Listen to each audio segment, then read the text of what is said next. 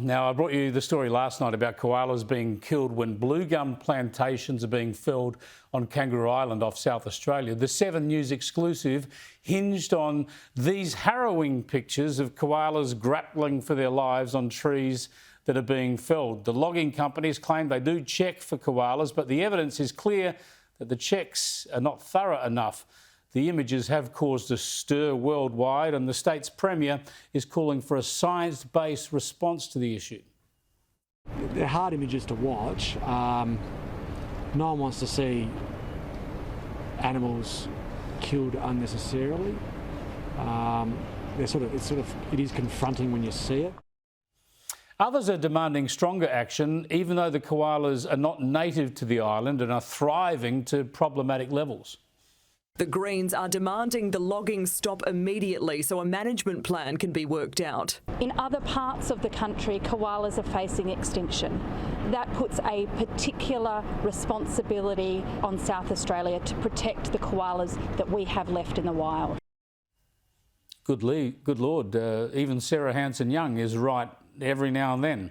I don't know that they need to stop the logging. These are plantations after all, but they do need to check each and every tree more carefully and not send koalas to their deaths.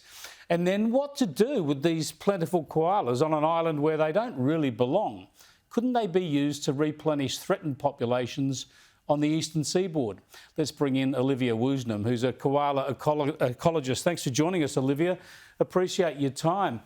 Yeah, thanks for having me, Chris. It's a strange situation. We keep hearing about koalas being threatened in the eastern seaboard in their native habitat because too much habitat's been taken away. But there on Kangaroo Island and other parts of South Australia where they've been introduced, they're actually in feral numbers. Is there an opportunity to relocate any of these koalas back to the areas where they're threatened, or are there problems with that approach? Yeah, I wish this was the golden answer. That would really make it easy for everybody, and that would be a great outcome for everyone.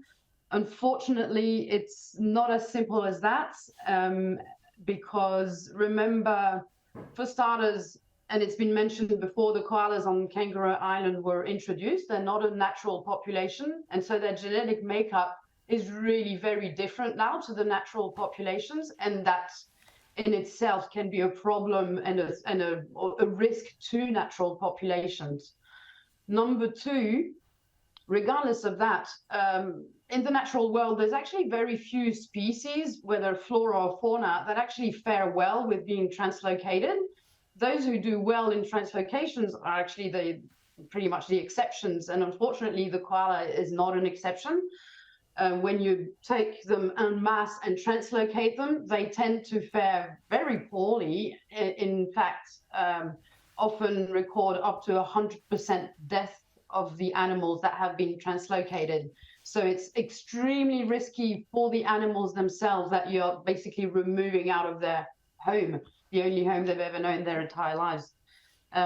Additionally, in Eastern Australia, the main reason why they are listed as threatened and endangered is because of habitat fragmentation. That's the #1 threat, and it is ongoing. And so the natural populations that do remain right now in Eastern Australia are. So what will happen? Can you imagine if you brought those big koalas from Kangaroo Island? Yes, genetically they've also morphed, and they're much, much larger down south than they are in like the northern populations in Queensland and northern New South Wales. So if you were to bring those big koalas from down there into, most parts of Eastern Australia, those big koalas would end up fighting for the remaining habitat with the local native koalas, and they would win that fight. They're much larger. So there are no easy solutions. I mean, bottom line is they've got to make sure the koalas are not in the trees they're chopping down. But even then, of course, they're going to have habitat problems in South Australia on Kangaroo Island, finding new habitats for these koalas.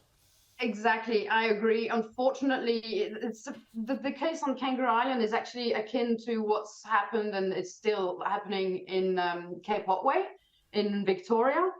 where basically today we've inherited a big problem created by our forefathers who just thought that they could just pluck a couple of koalas from somewhere and plonk them somewhere else and see what happens. And most of the time whenever someone does that, the koalas don't do well and die, but occasionally, like Cape Otway and Kangaroo Island, They go nuts. They thrive. and instead of dying, they thrive to literally feral levels and invasive levels that actually damage the ecosystem.